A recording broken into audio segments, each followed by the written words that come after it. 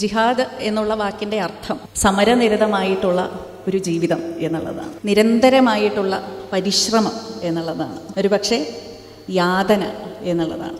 അന്യനെ നശിപ്പിക്കുക എന്നുള്ളതല്ല ജിഹാദ് എന്ന വാക്കിൻ്റെ അർത്ഥം.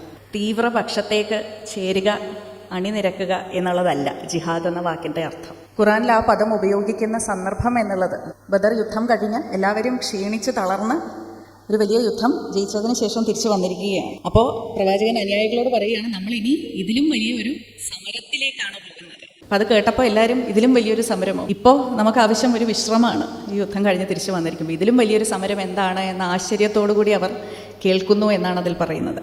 അതിന് നൽകുന്ന ഉത്തരം, അതെ, ഇതിലും വലിയൊരു സമരമാണ്. ആ സമരം നമ്മുടെ മനസ്സുകളോടാണ്, സ്വന്തം ദേഹ ഇച്ഛകളോടാണ് എന്നാണ് പറയുന്നത്. ആന്തരികമായിട്ടുള്ള നമ്മുടെ ഈ പോരാട്ടം അത്രമാത്രം സുശക്തമായിരിക്കണം എന്നുള്ളതാണ് ആ വലിയ പോരാട്ടം അല്ലെങ്കിൽ ആ വലിയ സമരം എന്നുള്ളത് കൊണ്ട് ഖുറാനിൽ പറയുന്നത്.